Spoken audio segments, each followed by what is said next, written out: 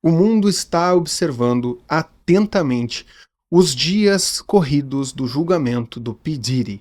Cian Diddy Combs está sendo acusado de tráfico sexual, coação e extorsão e transporte para fins de prostituição. Se ele for acusado e condenado por estes crimes, ele pode de fato receber a condenação à prisão perpétua.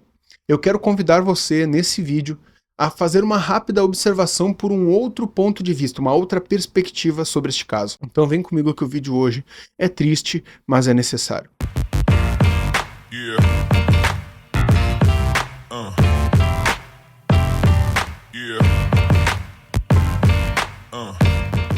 Saudações cristocêntricas, meu nome é Caleb Vargas, você está no Crentinho Básico, esse canal de crentes que não surpreendem ninguém com a sua teologia, mas nós gostamos de analisar com o máximo possível de atenção cada caso que vem à mídia. Antes de nós começarmos, você vai dar um like nesse vídeo para ajudar esse canal a crescer, e se você ainda não é inscrito, você vai olhar aqui embaixo, vai ter um botãozinho vermelho inscrever-se. Inscreva-se para ajudar esse canal a crescer e ajudar esse trabalho a chegar mais longe, tá bom? Então, vamos lá. Nós sabemos que o Diddy, ele fez coisas absurdas, tá?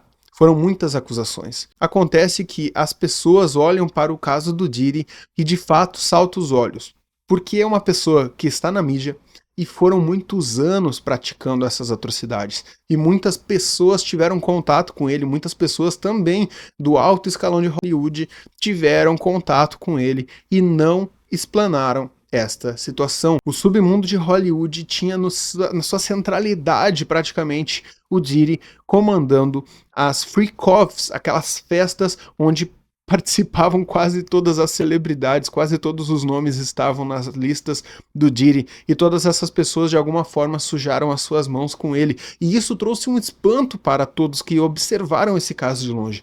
Nós há alguns meses fomos chocados com as notícias, fomos chocados com as acusações, chocados com a quantidade de provas que foram somadas contra ele, e agora com o julgamento nós fomos relembrados. Com o julgamento nós tivemos a oportunidade de lembrar de tudo isso, e voltou esse sabor amargo à nossa boca de saber que pessoas podem chegar ao ponto em que ele chegou.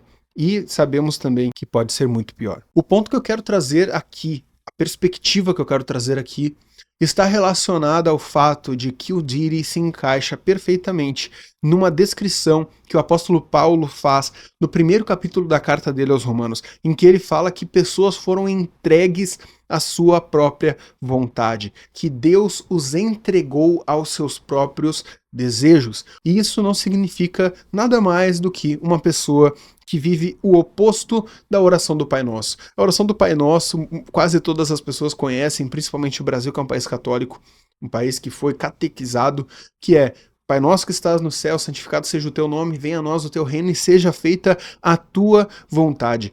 Então, quando nós entregamos a vida a viver sob a vontade de Deus, nós estamos sujeitos a uma moralidade. Mas quando Deus deixa de nos refrear, quando Deus deixa de nos impedir de fazer coisas atrozes, nós somos entregues a nós mesmos. E é interessante isso. Por quê? Porque nós olhamos para o Diddy e nós pensamos como ele é capaz de fazer isso.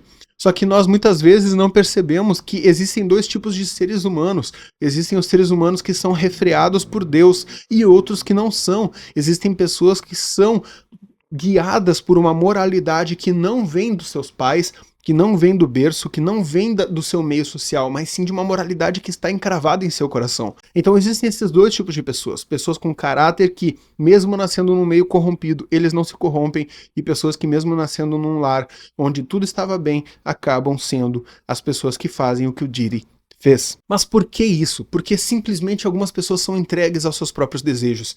E é interessante porque nós olhamos para ele e nós vemos, sim, ele fez muitas coisas atrozes e nós nunca poderíamos nos comparar. Eu nunca poderia olhar para o Diddy, olhar para uma pessoa que roubou na padaria 2 pães porque estava com fome e dizer: essas pessoas são iguais. Ou eu também não poderia olhar para minha sobrinha que tem 7 anos e dizer: não, essa pessoa ela é igual ao Diddy, ela é má, é uma criança má, é um ser humano mau. Nós não fazemos isso, mas isso é o que a Bíblia nos mostra. A Bíblia mostra que nós naturalmente somos depravados e que se não fosse Deus nos impedindo de fazer as coisas atrozes que nossas mentes projetam, nós seríamos todos igualmente culpados de coisas semelhantes às que o Diri fez.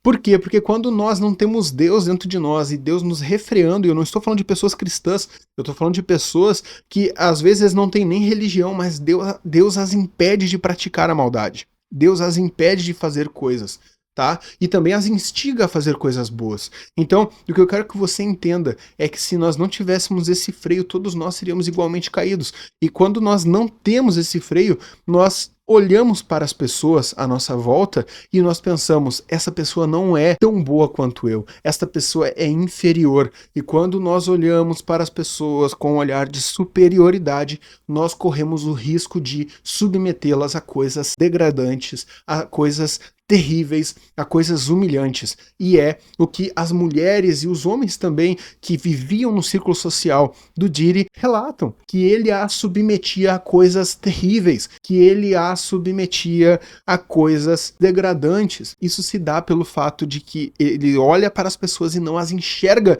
como pessoas iguais a ele.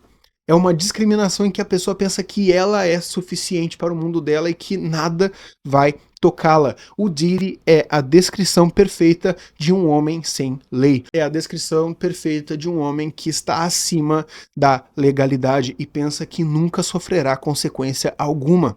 E o que é isso senão a nossa descrição antes de conhecermos Cristo, em que vivíamos entregues às nossas vontades, talvez não vontades semelhantes às do Diri, que são realmente muito bizarras, mas entregues às nossas próprias vontades e nós vivíamos como se nós nunca fôssemos prestar contas a Deus.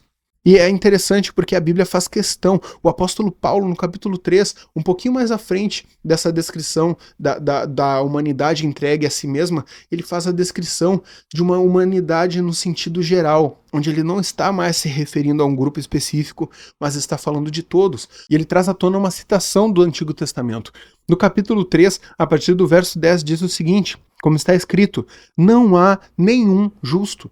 Você entende que se diz que não há nenhum justo é porque não há justo. Não há ninguém justo. Nenhum sequer.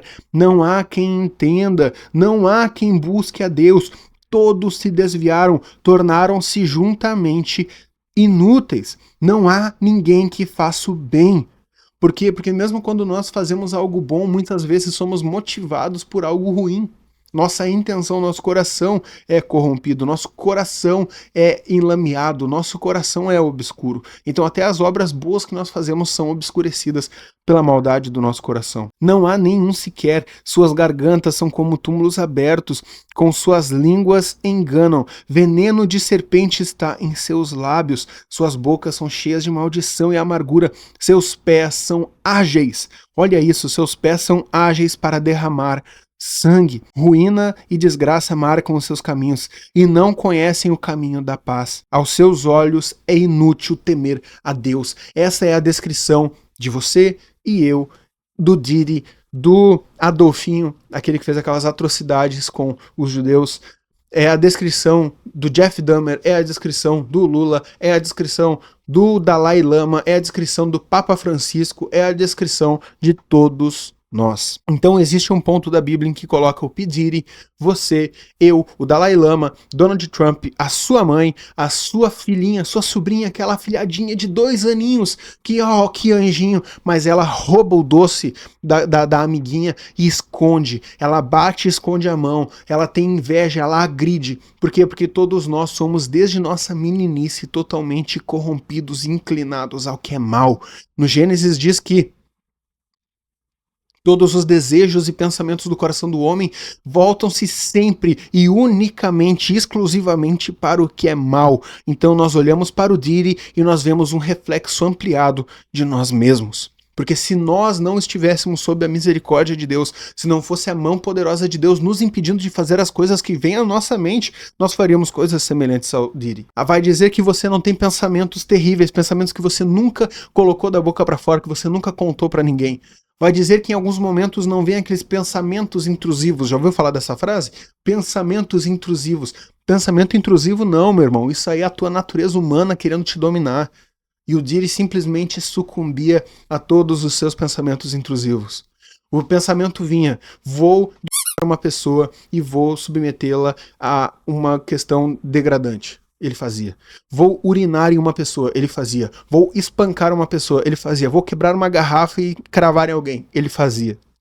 Por quê? Porque ele simplesmente cedia a todos os seus impulsos e nós temos Deus nos impedindo de fazer isso. Se você não é cristão, se você não crê na Bíblia, mas mesmo assim você nunca fez essas maldades, você tem uma moralidade, algo que te impede de fazer, fica tranquilo que você também tem Deus te impedindo de fazer. Você não é salvo. Se você não reconhecer Cristo como Salvador, você não será salvo.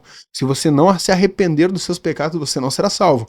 Só que, ainda assim, Deus está tendo misericórdia de você e te impedindo de ser entregue a si mesmo. Então, nós precisamos olhar para esse caso e nos atentarmos para o fato de que o Diri é um reflexo da humanidade. Ele é um lembrete de até que ponto o homem pode ir. Ele é um lembrete de aquilo que nós podemos fazer quando não temos temor a Deus. Quando nós olhamos e dizemos, é inútil temer a Deus. Nós podemos fazer tudo o que o Diri fez. E muito pior. Porque se o Diri não tivesse todas as limitações sociais que teve, provavelmente faria muito pior. E se nós não tivéssemos todas as limitações sociais que temos, provavelmente seríamos entregues a fazer coisas muito piores também. Se não fosse feio fazer algumas coisas, nós certamente faríamos. Muitas vezes é a moralidade que nos impede. Então não diga que você é bom, porque você sabe o que tem na sua mente. Você sabe as coisas que você seria capaz de fazer. Você pode até dizer, não, eu nunca faria isso. Mas lá no íntimo do seu coração você sabe que sim. E que você já pensou, e que você já teve desejo, e que se não fosse moralmente mal visto, se não fosse socialmente não aceito, você estaria entregue a coisas terríveis, tá? As pessoas falam, as festas do Diri eram terríveis, mas se não fosse feio, se não fosse ilegal, se não fosse tão grotesco aos moldes da sociedade, provavelmente muitas das pessoas que o criticaram gostariam de estar lá com ele, participando, tendo uma provinha dessa vida sem lei, dessa vida sem moral, dessa vida sem regras, dessa vida sem legalidade. Então, fica esse recado. Lembre-se que todos nós somos totalmente depravados e precisamos do amor de Deus. Se não fosse a mão poderosa de Deus nos impedindo, todos nós nos lançaríamos uns contra os outros e nos destruiríamos mutuamente. Tá? Então, lembre-se disso. Não esqueça também que você precisa curtir e comentar esse vídeo, se inscrever no canal para ajudar essa mensagem a chegar mais longe, tá bom? Forte abraço, amo tua vida, leia a Bíblia e faça oração. E se você se você entende que você precisa de um Salvador, se você entende que você não é bom o suficiente, que você não consegue andar sozinho, entregue sua vida para Jesus. Entregue sua vida para Jesus, dobre seu joelho do lado da sua cama e entregue sua vida a Jesus, chame por Ele, fale com Ele e confesse a Ele os seus pecados. E Ele com certeza irá atentar os seus olhos para a tua oração, tá bom? Amo tua vida, forte abraço, tchau, fui. Yeah.